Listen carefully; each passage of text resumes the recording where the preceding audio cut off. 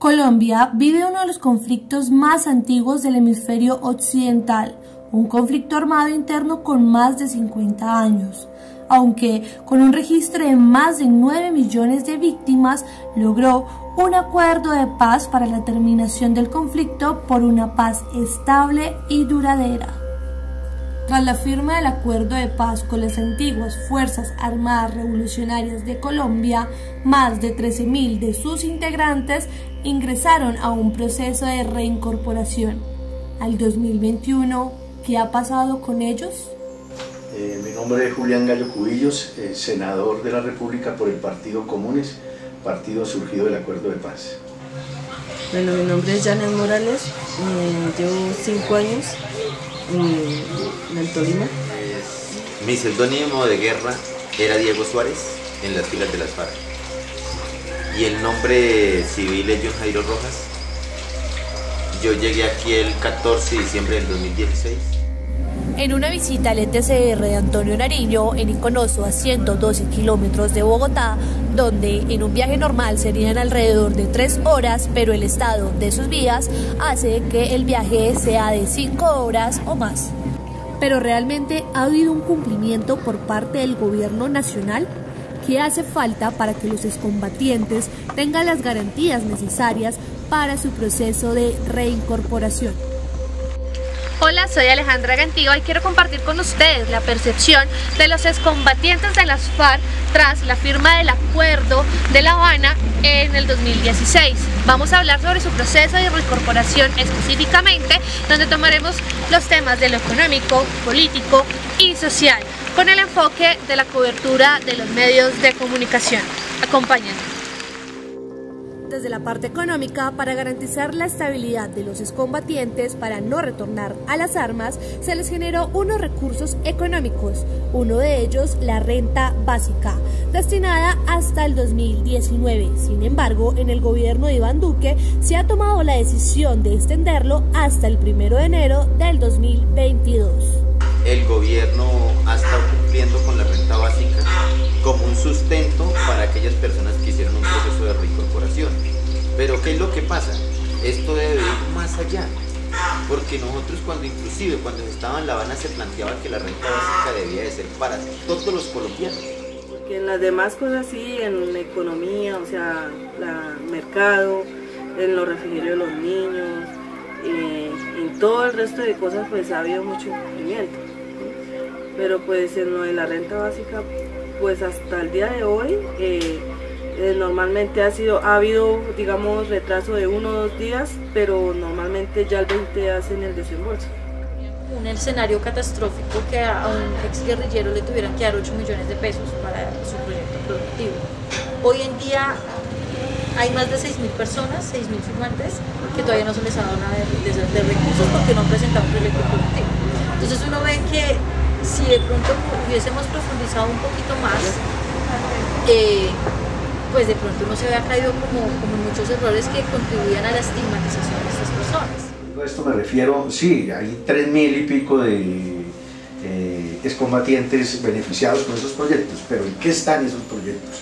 Entonces vamos a ver que yo diría que, pues no tengo la cifra exacta, pero un muy buen porcentaje de esos proyectos han fracasado.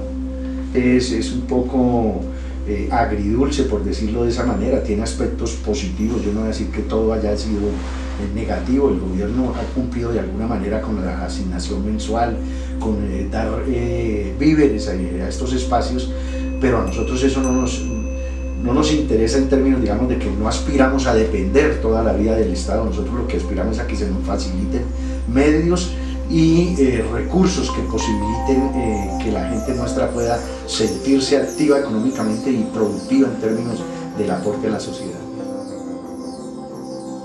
En la parte social, en su proceso de reincorporación, hay diferentes proyectos, uno de ellos la educación, donde actualmente cuentan con 3 programas, uno de ellos Maestro Itinerante, junto con otros dirigidos por la Universidad Nacional Abierta y a Distancia, han podido graduar de bachilleres académicos a excombatientes.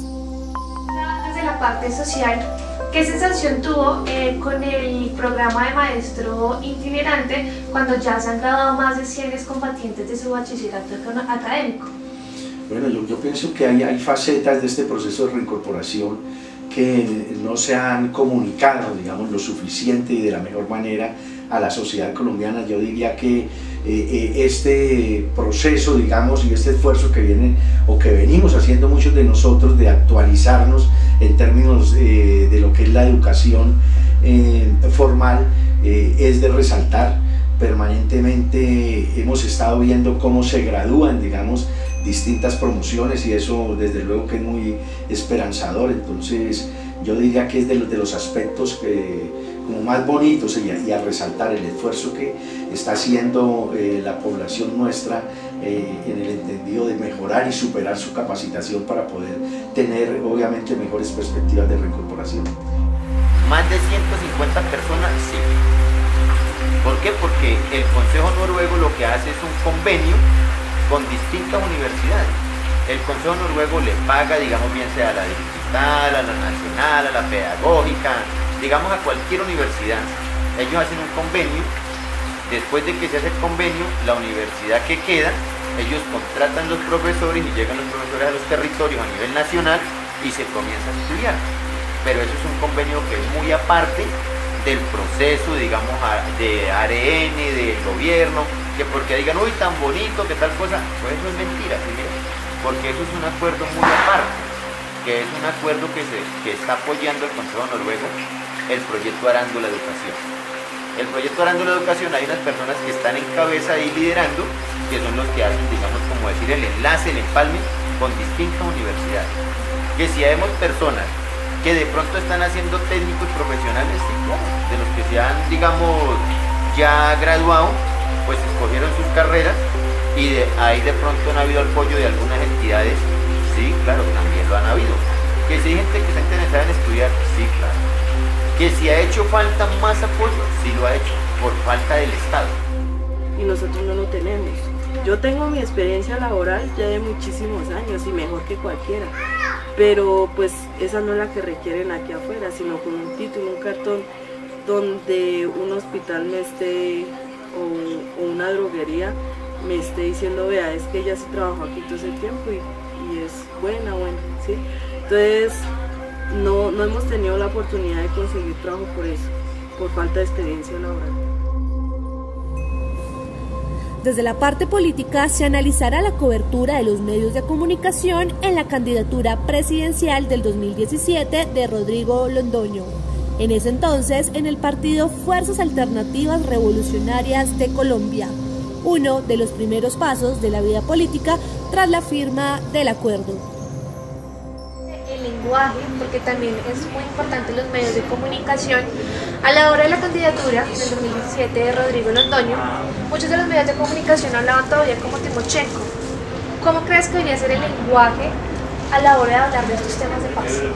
Pues yo me acuerdo, cuando hablas de ese tema, me acuerdo cuando fue el propio expresidente Santos, cuando empezó de una u otra forma a desescalonar ese lenguaje, ¿no? Entonces, dejar de decirles guerrilleros, a poderles decir exguerrilleros. Y siento que ese tema hoy en día se sigue incumpliendo. O sea, yo sí siento que nosotros como medio de comunicación deberíamos tener un lenguaje más neutro, o de una u otra forma, insisto, que sea nuestra audiencia quien saque la conclusión si ellos siguen siendo guerrilleros o qué son. Digamos un ejemplo, el tema político es un rol que sencillamente nosotros, digamos, como excombatientes, sabíamos que lo que se estaba haciendo en destinado momento era, digamos, poder poner un nombre de un partido en el camino electoral que sigue de aquí en adelante, porque en ese momento hasta ahora estábamos haciendo un tránsito a la vida civil. Lo otro es que no somos un colectivo que tenga, digamos, una cultura de participación política a través de las elecciones. Más bien siempre fuimos obviamente reticentes a esa forma de la democracia representativa, y eso demanda hacer un trabajo político muy intenso para que se entienda que lo que estábamos tratando nosotros de lograr anteriormente a través de las armas, hoy en día debemos buscarlo a través de las elecciones, y eso implica participar con el voto. Ahí vamos a tener nosotros todavía dificultades para que la gente nuestra se entienda, digamos, esa necesidad. ¿Cómo influye el periodismo en el proceso de los reincorporados y cuál es la responsabilidad de los medios de comunicación? Mi nombre es Javier Bernabé Fraguas, soy periodista y profesor en la Universidad Complutense de Madrid. Soy doctor en Relaciones Internacionales y licenciado en Ciencias de la Información. En Colombia es un país que ha sufrido un conflicto interno por muchísimos años. ¿Cuál debería ser el rol de los medios de comunicación a la hora de informar estos hechos? Bueno, cuando hay un conflicto armado en cualquier país, el papel de los medios es clave y es muy difícil, y eso hay que entenderlo, porque los medios se posicionan en muchos países a un lado del conflicto o al otro, y son medios internacionales los que intentan a lo mejor dar un enfoque mucho más equilibrado. El caso colombiano no es diferente en ese punto. Tienes medios de comunicación posicionados en un lado y muy poquitos medios de comunicación posicionados en otro. Es decir, yo no creo que haya habido una información equilibrada, porque prácticamente no podemos decir que hay buenos y malos. O sea, yo creo que se ha actuado mal cada vez que se coge un arma para intentar cambiar una situación. Es una visión muy personal. Los medios de comunicación lo que tienen que hacer es investigar. La herramienta fundamental para esto es el periodismo de investigación. Yo creo que los medios se han empeñado en crear mala imagen frente realmente a lo que somos nosotros, ¿sí?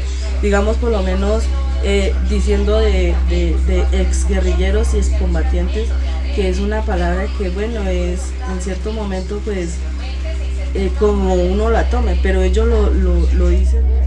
¿Por qué le seguimos diciendo guerrilla? Por ejemplo, hoy en la actualidad muchos medios todavía le siguen diciendo la guerrilla de las FARC. Entonces, nosotros somos los que de una u otra forma seguimos recreando esos imaginarios y esa resistencia en la opinión pública. Entonces, no solamente con Timochenko, hoy todavía mucha gente le sigue diciendo Timochenko.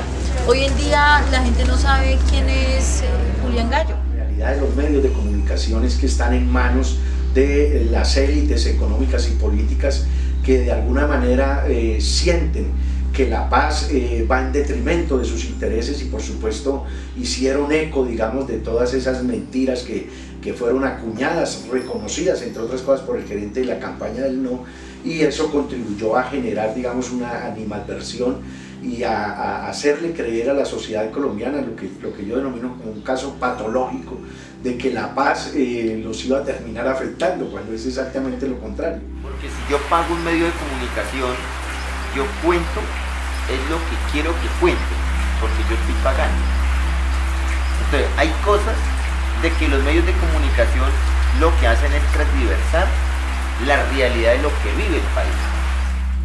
A través de la implementación de técnicas en el periodismo, los medios de comunicación podrían generar información de mayor calidad y, paulatinamente, recuperar la confianza de la sociedad. ¿Nos puedes explicar brevemente cuál es ese objetivo del periodismo preventivo? El periodismo preventivo se inserta dentro del periodismo de investigación, sería una de sus líneas, y trabaja muchísimo con conceptos de Johan Galtung del periodismo de paz. Lo que ocurre es que diversificamos temas y no solo estaríamos enfocándolo a conflictos armados, sino que estaríamos enfocándolo también a diversas crisis sociales, medioambientales, humanitarias, etcétera, etcétera. Eso sería como una aportación, digo, que no hacen, ¿no?, otros tipos de periodismo como el periodismo de paz, pero sin duda alguna es una de nuestras columnas vertebrales. No hay fórmulas secretas para crear un periodismo de calidad. Todo está en las bases y la ética de cualquier periodista. Parece que se nos ha olvidado.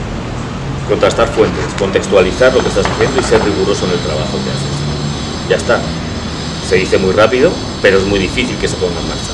¿Cuántos medios en Colombia, de manera reiterada, han contrastado fuentes de una manera bien hecha, numerosa, frontal, en profundidad, cuando han abordado el conflicto? Pues habría que ver todos los materiales publicados, ¿no? Pero en la inmensa mayoría no creo que haya sido así. ¿Cuántos medios han contextualizado el conflicto? O solamente han contado una parte, sin contextualizar. Han contado un hecho, un ataque, una masacre, que por supuesto, un secuestro, o el contexto de todo eso para entenderlo mejor. Esa es la clave. Y luego, ¿cuántos han sido rigurosos en el trabajo? ¿Cuántos han querido buscar la verdad realmente? Por lo menos ser honestos. Acuerdo de paz con las Fuerzas Armadas Revolucionarias de Colombia, Ejército del Pueblo, FARC-EP. Análisis de prensa y casos de reincorporación de excombatientes. una reflexión desde el periodismo preventivo. Proyecto de grado del Programa Profesional Comunicación Social de la Fundación Universitaria para el Desarrollo Humano, UNIMPAU, en alianza con la Universidad Complutense de Madrid, España.